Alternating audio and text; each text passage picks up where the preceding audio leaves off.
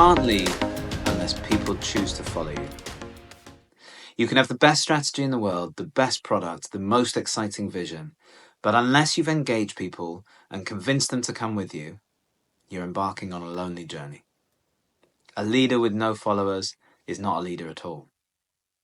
That's why when identifying the 6 key areas of CEO performance, this was second on my list. Now, I'll admit it's not actually my natural strong suit. I've worked on it and I've had my ups and downs. I still don't think I'm quite where I want to be in terms of inspiring others and building personal relationships, but I'm trying, and I've identified a few things that work for me, as well as some others that I'm implementing now and testing out. Because we're talking about a complex interpersonal relationship, it is absolutely imperative that you find your own way to lead. It must be authentic to you, otherwise it just won't work. That said, I hope there are 1 or 2 lessons that I can share from my own experience that you'll find helpful. Now, I'll start with a couple of reframes that have really helped me. The first was many years ago when I decided that most people in the right circumstances, given the right motivation, direction, tools and support, want to do a good job. That might seem obvious, but it's an area of conflict for many junior managers I've worked with, because they let their frustrations at the team's apparent lack of engagement or productivity or dedication as a sign that they're a bunch of lazy, no-good layabouts who've never done an honest day's work in their life. But if that's true, then we need to have a whole other conversation about why on earth you hired them in the first place. Shifting your perspective to one where most people have good intentions helps you to look more objectively at the things that are getting in the way of performance, and therefore how you as the leader can remove those obstacles. The second reframe I found particularly useful was realizing that as a CEO, your people are your job. Spending time with them, getting to know them, and supporting them isn't taking your time away from all your other responsibilities. In reality, all those other things that you need to do are taking you away from time spent with your people. Prioritize them above everything else. Yes, even your investors and your customers. You must get to know the individuals on your team as people, which means spending one-on-one time with them without a particular agenda, and certainly not to talk about work. Eat with them, socialize them, and invite them into your life so that they share things about their life with you in return. Because that's how relationships are formed. And when things get difficult, as they inevitably always will, it's those relationships that will determine whether people grit their teeth and find a way or just give up. We are much more likely to fight for someone that we feel a bond with than someone we have a transactional relationship with, which should be obvious. So the time you invest in developing those personal bonds is absolutely critical. It's also immeasurably more rewarding to celebrate success with people that you know and like, so you get a major return in that way too. Now, a key part of your role in leading your people is helping them to see what they're capable of and pushing them to heights that they've not scaled before.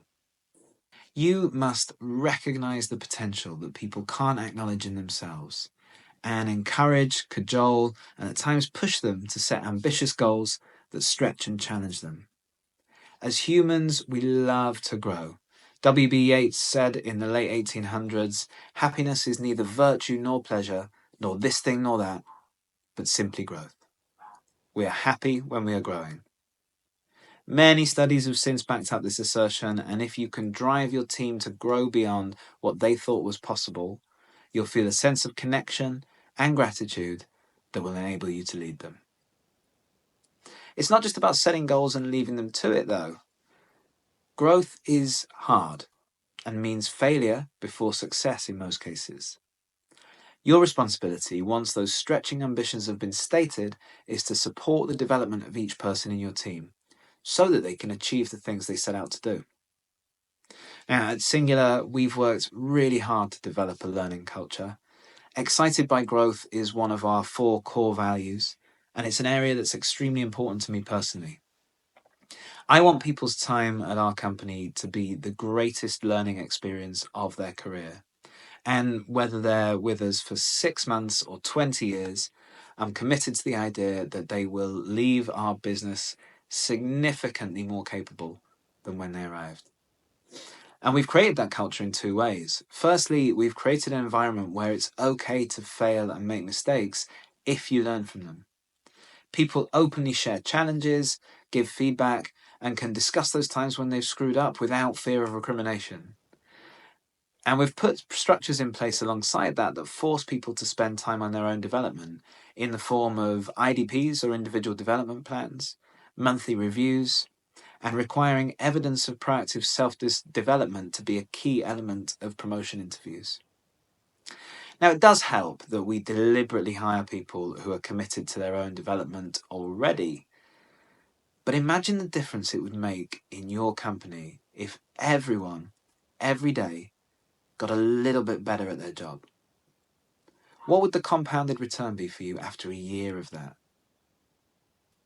Now, you've got to remember too that work is not only the only thing in people's lives, and that sometimes they'll face challenges at home, challenges in their health, or in other areas that can impact on their performance. In those circumstances, you must take care of the people in your charge, to paraphrase Simon Sinek. Be flexible, be compassionate, and be understanding. Yes, there is work to be done, but until we have an AI that can do every element of every job that exists, you'll need to rely on people to do that work. And sometimes people go through difficult times. It's not just about the person who's going through hardship either. The way that you handle challenging situations sends a message to everyone else in your business about where your priorities lie, for better or for worse. So it's worth considering what you want that message to be. You should definitely also consider how you treat people when they do well, not just when they face challenges. If someone's put in significant effort, pushed themselves, failed and risen again, prioritized their work over their home life, or otherwise shown real commitment to deliver what you've asked of them, lack of appreciation will destroy any willingness they have to do that again. Positive feedback and recognition, however, pay dividends.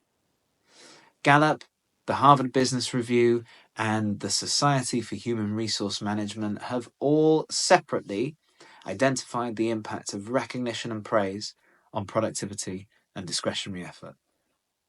So find opportunities to praise publicly, say thank you, and reward effort as well as results. And people will enjoy working for you much, much more. But that's not to say that all feedback must be positive. In the interest of development, and sometimes just to perform their job to a sufficient standard, people need corrective feedback. And that may be feedback that has to be delivered very directly. There's nothing actually wrong with this, so long as you also recognize when things are done well. Another truth to consider is that there are very few things people hate more than hypocrisy. If you expect your team to behave in a certain way, well then you must behave that way yourself. You're not exempt just because you're the CEO. How you act, talk to people, and conduct your role, and yourself in general, have incredible impact on your ability to lead.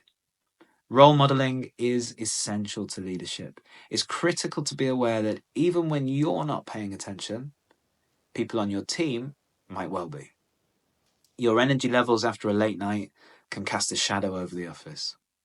The way you react to bad news can lead to a culture of negativity and blame. Not to mention the fact that next time, you won't find out until it's too late. You don't have to be perfect, but be aware. And if you slip up, as you will from time to time, acknowledge it and apologize. There's great power in vulnerability as long as you don't make too much of a habit out of it. Ultimately, always, every person on your team is calculating the answer to a simple question. What's in it for me? Or more accurately, whether whatever's in it for them is worth the effort they need to expend. As social creatures with a general tendency to see ourselves as trustworthy, reliable, and reasonable, especially to those who are the same with us, we'll go through much greater pain to support someone who gives us a lot in return. So be the person that your team wants to give back to. Give them everything you have, prioritize them, and help them to become more than they thought they could be. And you'll see that they'll repay you by following you where you need to go and supporting you along the way.